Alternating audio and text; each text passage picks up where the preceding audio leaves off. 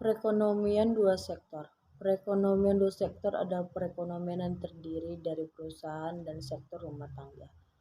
Dalam perekonomian tidak terdapat pendapatan yang diperoleh rumah tangga adalah dari perusahaan. Pendapatan ini yang meliputi gaji, upah, sewa, bunga, dan keuntungan adalah sama nilainya dengan pendapatan nasional. Pendapatan yang digunakan rumah tangga akan digunakan untuk dua tujuan, yaitu untuk pengeluaran konsumsi membeli barang dan jasa, dan ditabung di institusi keuangan. Tabungan ini akan dipinjamkan kepada penanaman modal atau investor perusahaan-perusahaan yang akan mengembangkan usaha baru memperbesarkan usaha lama. Pabrik yang ada akan digunakan untuk membeli barang-barang modal seperti mesin-mesin peralatan produksi lain, mendirikan bangunan pabrik dan bangunan kantor. Dalam perekonomian dua sektor, komponen pengeluaran agregat terdiri dari 1. Pembelanjaan konsumsi rumah tangga untuk membeli barang dan jasa. Yang kedua, perbelanjaan perusahaan-perusahaan untuk membeli barang modal. Pengeluaran rumah tangga mempunyai 3 ciri utama berikut.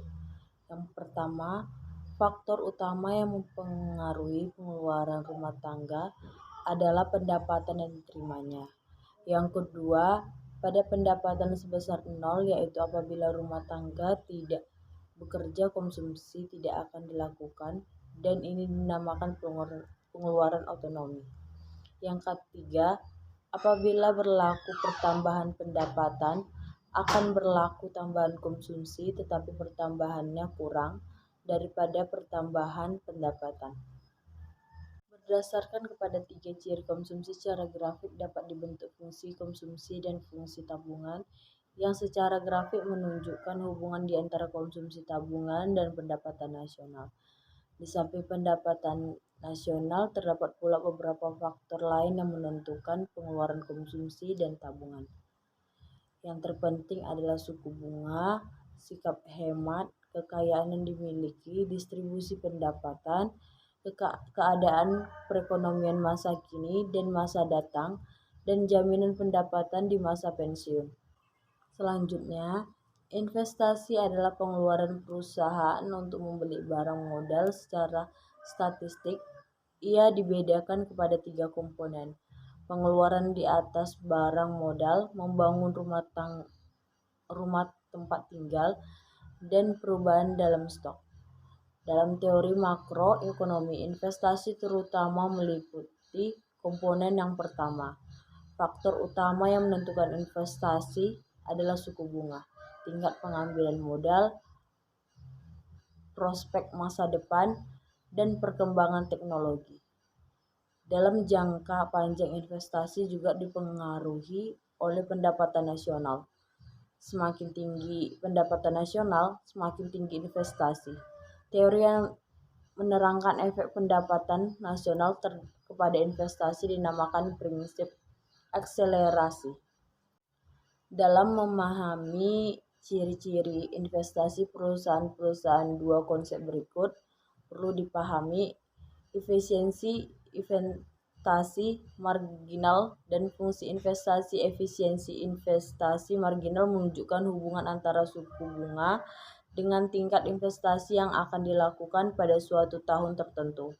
Tingkat investasi inilah yang akan menentukan kedudukan fungsi investasi, yang menunjukkan hubungan antara tingkat investasi dengan pendapatan nasional. Analisis keseimbangan pendapatan nasional dapat dilakukan dengan menggunakan 3 cara. Yang pertama, cara tabular, secara grafik, dan secara algebra.